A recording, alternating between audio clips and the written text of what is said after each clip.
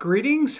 Today our topic is dealing with frustrating therapy clients, and this can also be coaching clients or kind of however and whatever capacity you see clients in. Now, I want to go ahead and say up front, this is going to be a little more esoteric way of thinking about this. So if you're looking for a specific technique to use in the moment with your clients, it's going to be a different kind of video. And by frustrating clients, I want to be clear that I'm talking about clients that are just, if I have to use a negative term, that are annoying. So it's not like they're actively causing us, grief every second of the session, or they're having some, issues that keep us from working with them effectively. It's just that they kind of really, I don't know, kind of bother us and it get under our skin. And when we see their name on our schedule, that we do this, I don't know about this feeling. I'm doing this video because I've recently had a client who just kind of really annoyed me. She's very argumentative, and I don't know. It's sometimes she'd be great, and other times it was this little bit of a surliness to her, and we get into little arguments. And a lot of the times I still believe I was right. And I remember one time we were talking about something, and I had like scientific research to back up what I was saying about things, and it didn't matter, and it kind of went to a back and forth. And we get through it, we go on, and we're making progress. But it just occurred to me that the problem was not with the client, it's with me. And I want to put this to you: if you're dealing with annoying and difficult clients, to kind of shift the way we think a little bit about this, I want you to imagine that this world is just a mirror back to us of ourselves. And you may have noticed that a lot of times the people, that certain things they do, or just who they are, they get kind of under our skin, is usually because, if we're really honest and we look at ourselves, there's some element that we see of ourselves in how they're acting. But we also have this other part of us that's very self-righteous, and we get really indignant, and that we're the better person, and we're right and they're wrong, and we kind of create all these stories that we live through that keeps us from seeing what the world is kind of mirroring back to us. So if somebody, whether they're your client or not, but that something the person does that gets under your skin, that really annoys you, that you get frustrated very easily with a client, that you want to, pull out your hair and all that, I'm saying to you, just take a moment and consider that that's a part of you that maybe you haven't quite adequately dealt with, or healed, or accepted, or, dare I say, found a way to love. And when we get these people, again, maybe they're there to help us too, but they don't know. There's like they're undercover healers in the disguise of frustrating, annoying clients. So if you get a client that's really annoying and frustrating you, let me just give you an exercise to do. And this is kind of modified from something I learned from John Demartini about how we perceive others.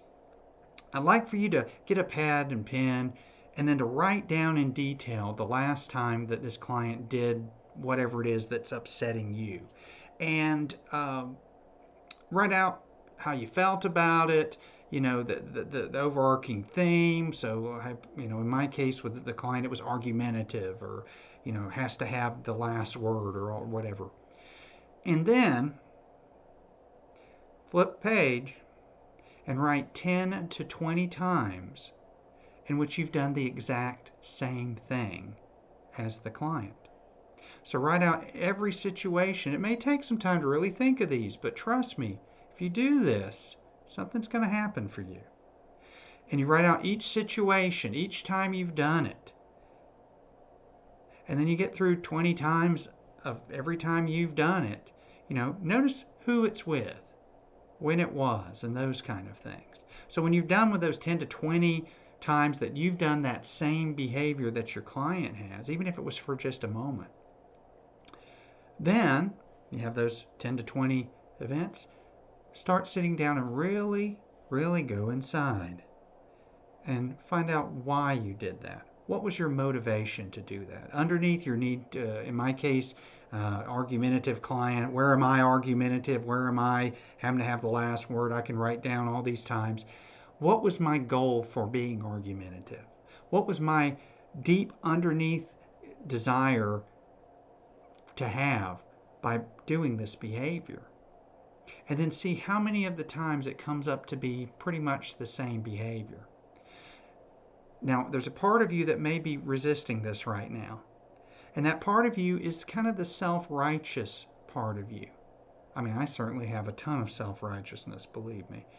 But I think if you're really honest with yourself, anything that really upsets you that someone's doing, uh, you've done most of those things yourself.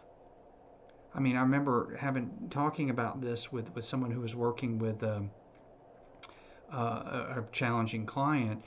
The therapist just could not accept that they had been rude in their life the way this client has. It's like the therapist was not even going to consider that they also have been rude in their life.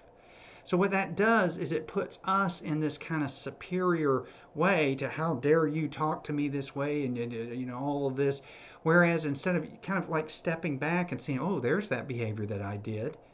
So I sat down and wrote at least 20 or more, 20,000 more like at times. I've been argumentative and by the way, this happens new things every week with me, I tell you. And I found the common thread when I really got down to it is my need to feel like have some degree of control. I'm not, proud of it, but I feel like I get scared if in some situations I get out of control. It's not a conscious thing.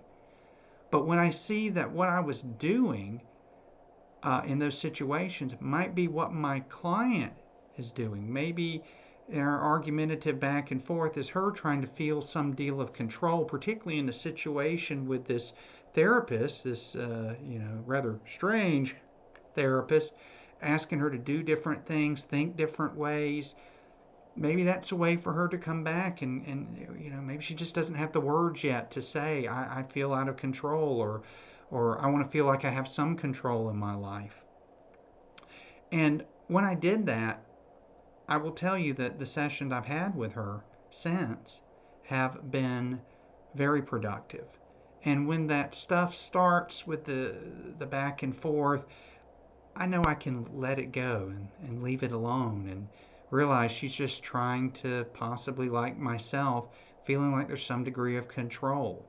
Um, Maybe she's afraid more than I think, and she doesn't even know she's afraid. It humanizes her, and it keeps me from going into that self-righteous, upward, above position. That as Fritz Perls talk about top dog, bottom dog, trying to be a top dog. Um, and it actually helps the therapy. So it's not your client, it's you. If you are going to tell me that you don't have those negative qualities about yourself, that you don't exhibit those things that get under your skin that other people have, I'd ask you to maybe get over yourself. We have it all. We have all sides.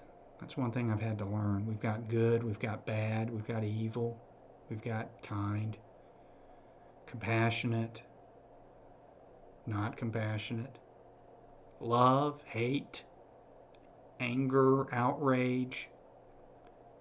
We've got it all. And until we accept that we have it all and then find out why we have it down deep, and I'm not talking about that just an intellectual understanding, but really allow ourselves to feel, oh, underneath my anger, it's really that I'm afraid of losing something.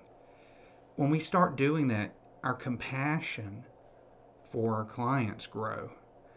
Doesn't mean we'll love to see their name on our schedule, but at the same time, we can connect with them in a way that maybe we couldn't connect previously, and maybe we can grow. Maybe we can both change, because a therapy session isn't just about the client changing. It's amazing when both change. So the exercise is write down what it is your client's doing, this difficult, frustrating client. And then write down 10 or 20 or more, write as many as you can, instances, real instances, where you've exhibited the same behavior. Now, granted, it may take slightly different shapes and forms, but the core of it you've done. And then write down, after you've written all those 20 plus events, is to write down, sit with each one. What was I trying to gain? Really allow your unconscious to help you here. What was I trying to gain out of this? And then, this may sound crazy, forgive yourself for them. And realize that you're just, as Dr. Milton Erickson said, you're just another bozo along the road like the rest of us, a work in progress. And maybe that can help you deal with that difficult client so you're not so triggered, because that's what you're doing. It's your stuff. So, this might not have been the video you wanted. Maybe it's the video you need. Oh yeah, by the way, you can use this with people in your life who aren't your clients. But try it. Go that extra mile. Don't just listen. Try it and see what happens. I hope this was helpful. Thanks for watching today. If you like what I'm putting out there, hey, remember to subscribe and share. So have a great day.